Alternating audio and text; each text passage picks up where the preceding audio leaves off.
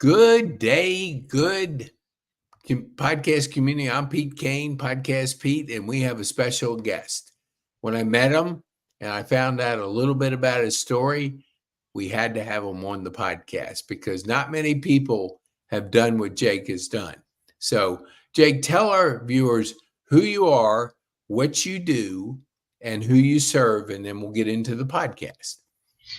Well, yeah, good day to everybody. I'm Jake Heikkinen. I was born in Finland, but I've been touring the world for my endeavor, mainly in technical international business.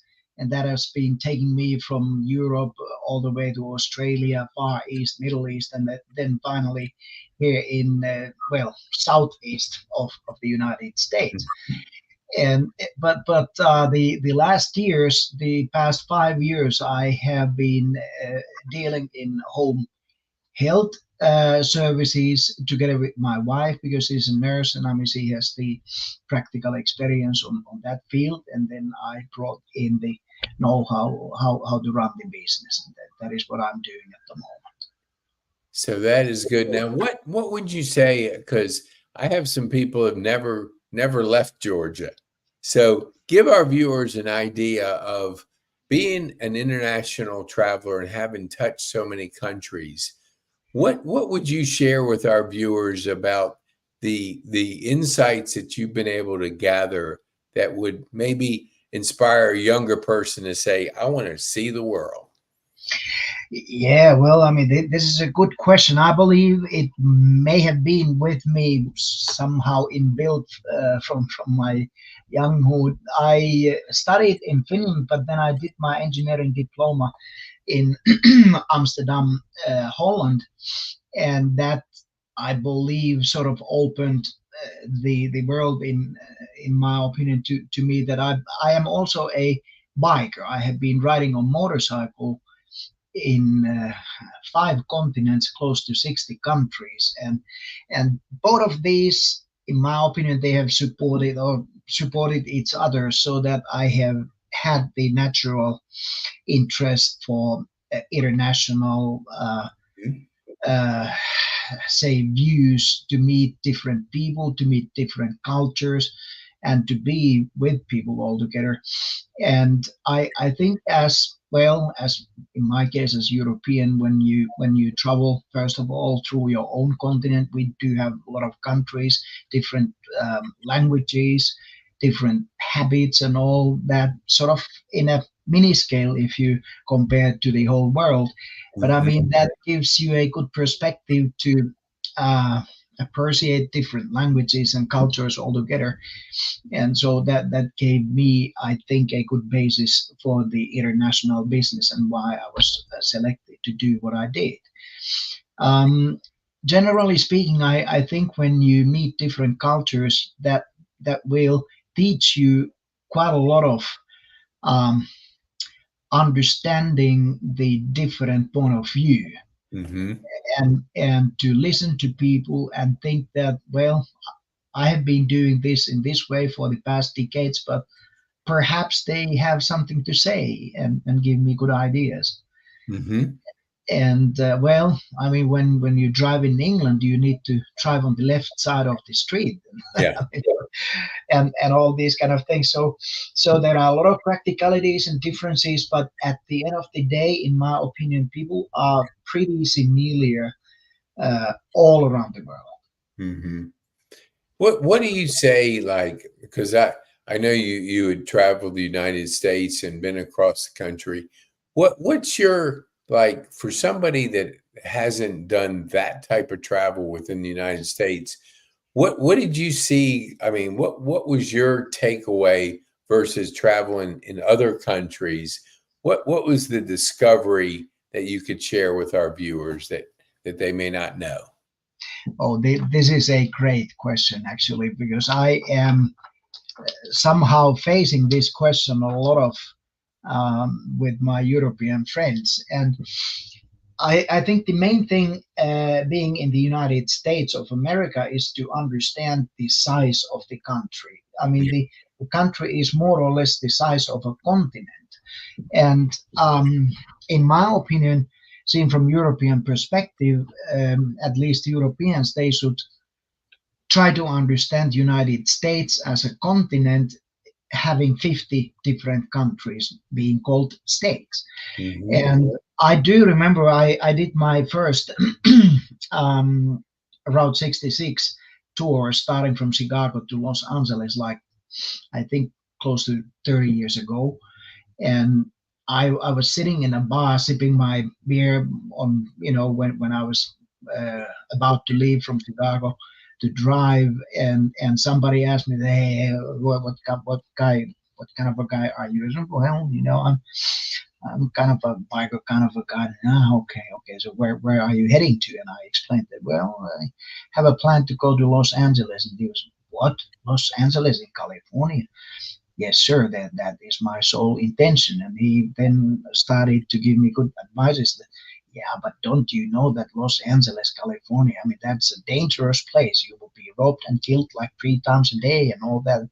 And well, sure, thank you for the advices. I will I will keep that in mind. And a couple of weeks went by, and I was riding on my motorcycle towards west, and then finally I was in Los Angeles, California, in another bar, and with tan face and perhaps a little bit rough looking, and somebody came, hey, how are you doing? Well, I'm pretty good.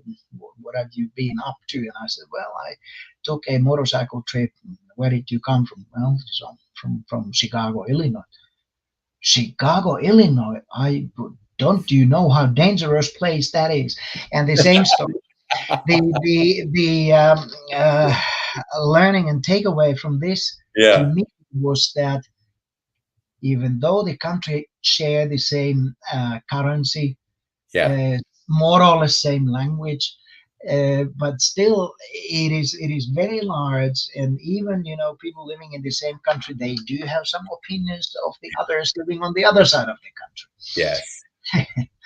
But it is definitely worth of visiting the other states and to see the great country, how the scenery changes from flatlands into mountains and from coastlines into deserts and all that. So it is a great experience. And in my opinion, if anyone would have the possibility to drive on land instead of jumping into a plane, you will learn a lot of your own country. Yeah. Yeah. I have like so many friends that have motorcycles and travel the country. And so, a friend of ours, Kelly, and when she was on, I had no idea she rode a motorcycle. So I was like, yeah, Kelly, I just don't see you on a motorcycle. But then she told a little bit about her story, and it's kind of fascinating to see the openness to and her husband, being somebody that worked on it for years, that she was always exposed to it, but never got on one until a few years ago. I don't know how many, but then fell in love with it. And so she goes, yeah, I got short legs. So I just have to make sure I get the right. Well, lane modification, and that's it. Yeah, exactly. But, it's just hearing the stories like that. And my friends talk about, they go on these trips and they learn so much because you're around. It's kind of like a culture within a culture, if I have to describe it. And the learning is off the chain because you're one, engaging with people. They're curious that you're coming in with a group of people and like, what, who are you? What are you going? What are you doing? And you get the chance to talk to people. And Absolutely, what would absolutely. you say? Because this, my friend, he just covered this. This was about 2 months ago, and he was talking about his friends are like so different than he is. And he talked about being worldly as one of the things that he always would seek out because he wanted a perspective of the world. So we tend to gravitate to the people we know. And if we don't get outside of our comfort zone and really get a worldly view of things, like yourself, I mean, all those countries you traveled, all those countries that people you met. I mean, that shapes your life, your perspective, your mindset, and how you approach things. Because I'm guessing, what would you appreciate when you got into the healthcare business? Was it your wife that got you interested in it? Was there any other story that got you in that industry?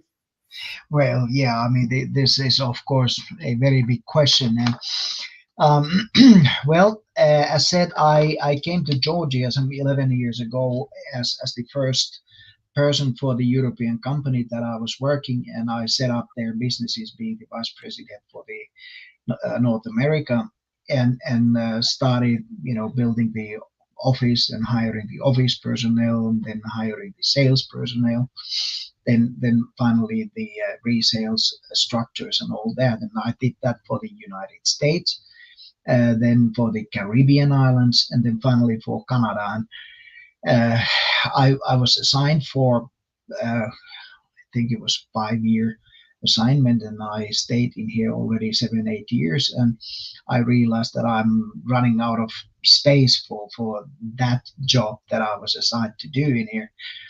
And then there were some indications that I should move either to Far East or perhaps Canada or somewhere, and I did not find that so interesting.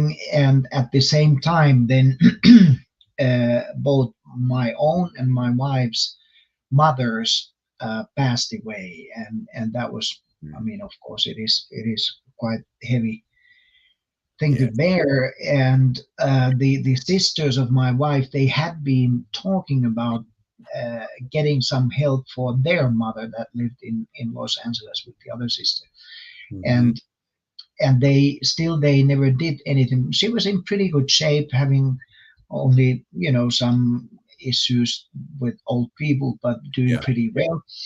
But she was alone at daytime when he got work and she got to work and the boys went to school, and she was alone. And then one day what happened is that she just dropped a paper napkin on the floor Hmm. and reached down to it, fell, and hit her head so strong that she never became conscious, Oh, and finally then passed away. And that created then talks within the sisters, that because my wife has been doing this for other agencies and facilities here in Atlanta area, and then she came along with an idea that, is this something that we could provide? And I said, well, I don't know too much about it.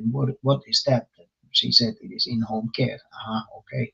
And well, I knew something about it, but not too much really. And then the husband of my godmother got Parkinson's in his early 70s, and that was, well, some time ago. So I had some kind of connection, and I knew something, and I understood that how much this kind of help is valuated within the family and how much it is needed. And then I thought that, well, perhaps we can try, if we can provide this kind of services. And I established then the Roswell Home Care, and collected all the information what is needed to establish an LLC first of all, and then what kind of information is needed for the operation license and all. mhm. So that took some time. And oh, excuse me for that. Um, but then uh, we got started, but unluckily COVID started at the same time, and it was sort of a rough start for us, because I mean, we went to facilities knocking the doors, and all the doors were closed because for obvious reasons.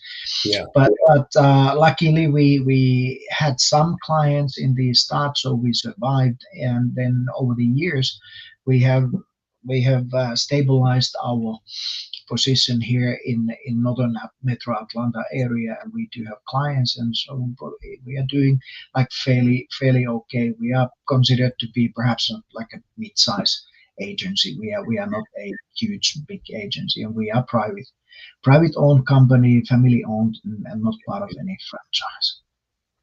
What would you say? I like family businesses. Building their team. What is the biggest challenge you found in building a home care team? Well, um, it is to find the good caregivers who want to stay with the work that they are assigned. Uh, Office personnel is somehow easier, and we are doing this together with my wife and myself. But for instance, salary levels at the time that we have been doing this, they have nearby, well, not quite doubled, but rose a lot, and we provide services for private care, so it is out of the pocket payments, and of course we had to be careful so that people can afford the services that we provide, and then of course that is then the balancing that we have to work on, but we have taken the principle and stance that we want to pay quite good salaries to our caregivers, and that is working in that sense that we do not have that high turnover. That is, I think the turnover of employees in our business is somewhere 60-70%, which is like unbelievably high. Yeah. So I am thinking that having good caregivers and hiring the good caregivers is the biggest challenge in Hmm. our business, I think. Yeah, I think you're right. I've heard that similar answer or similar challenges that, providing, having the people to provide the care that you need for your patients and being able to build and retain them.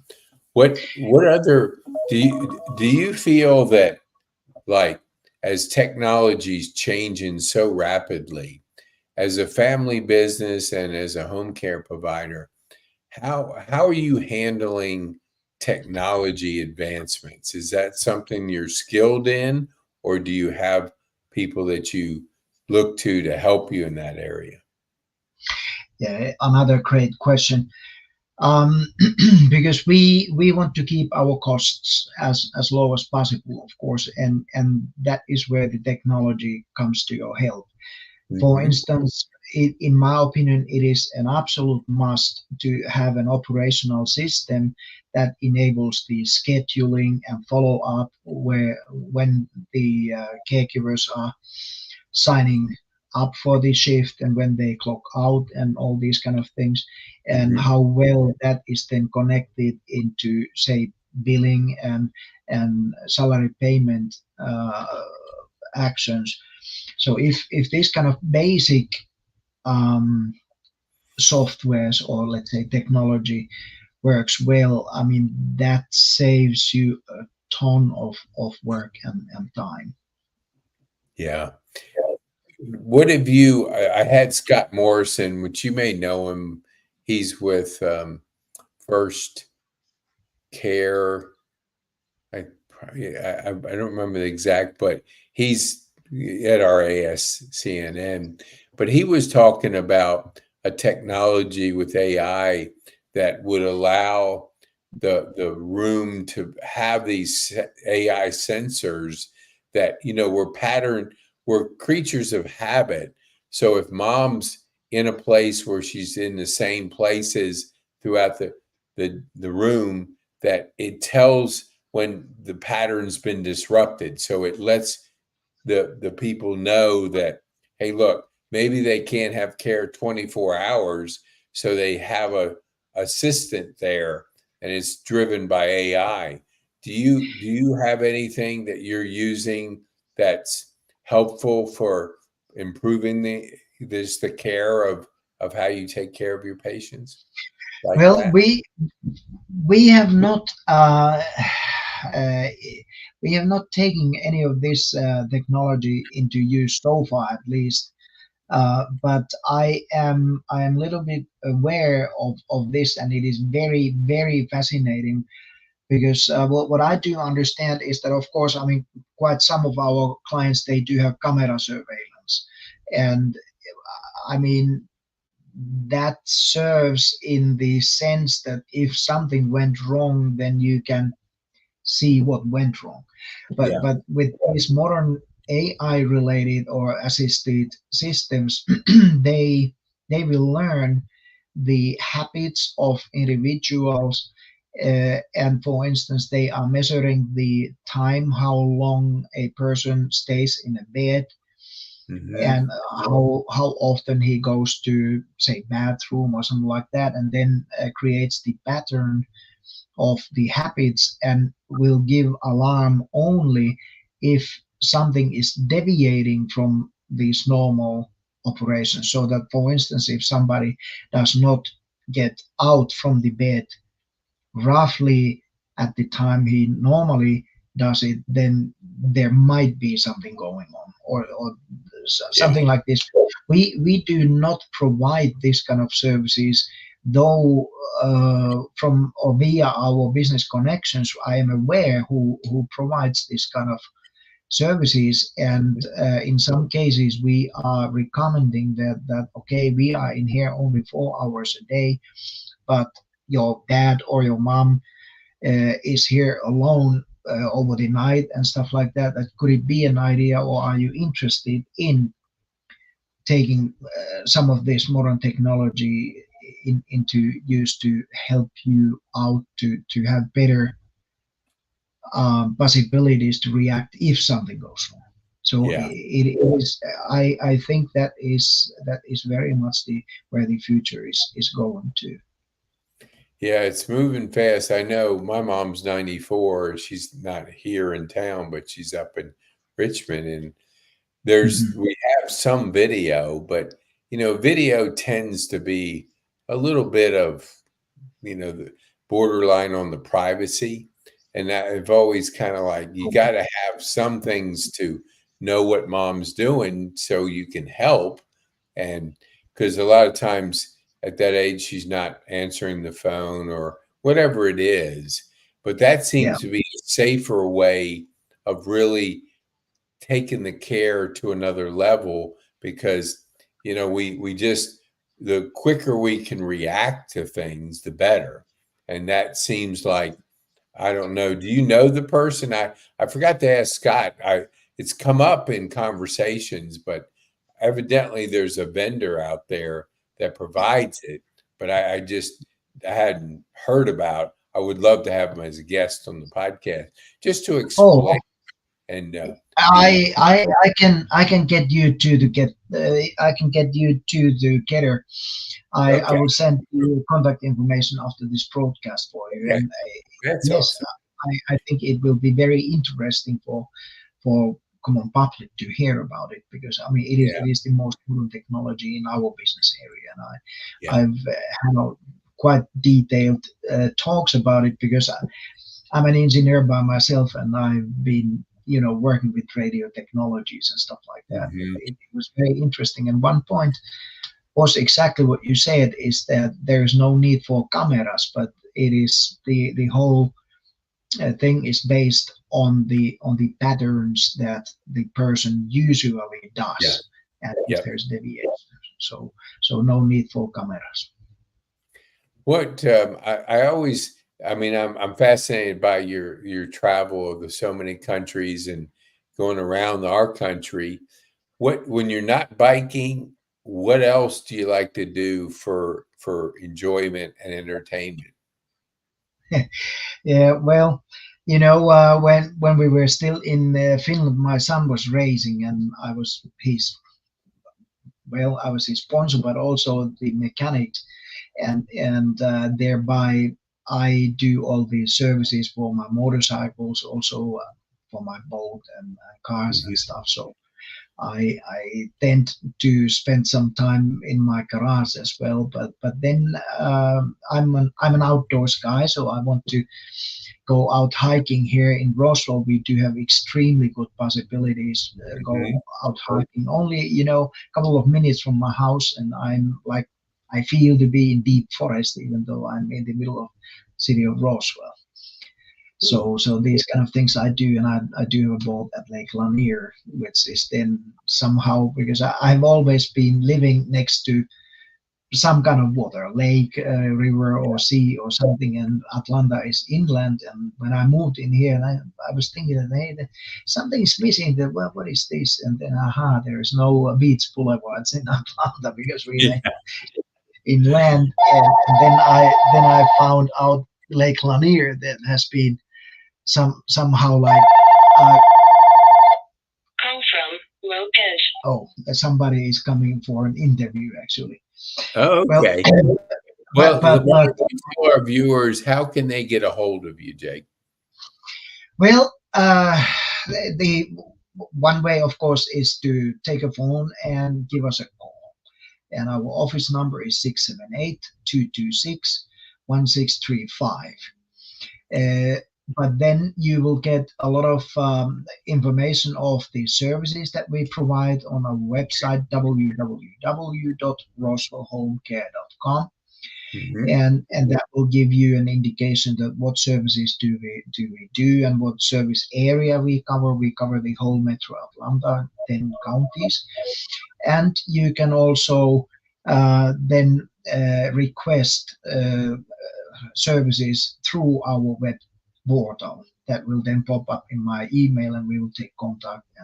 And normally what we do is that we want to meet in person first time and make an evaluation for the home or the place where our coming client is staying, and observe whether there would be something to do seen from the safety point of view and these kind of things. But then more importantly, to get to know the person and personality that we can then make the best match from our Mhm. available caregivers. That is awesome. So, what would you like our viewers to take home from our time on this podcast? What would be the one thing you would want them to take home? Well, what I have realized that what we really do is that we extend the stay at home even in situations where your health might be deteriorating, or you might have some accidents or something like that. And according to AARP, some 80% of people would like to stay where they are. And I mean, it is not loving the walls of your home or something, but there are a lot of practicalities, like where the gas station is, the restaurants, and your friends are located over there, and all these. So people would like to stay at home as long as possible, and this is what we are doing. We can extend that stay at home. Hmm. That is awesome. Well, I appreciate you, Jake. One in the middle of a storm coming up to be on our podcast to take the time to share with our viewers your story. We appreciate you being our guest, and I want to thank you so much for being on our show. Thank you very much, Pete, for the opportunity to be as your guest. You're welcome.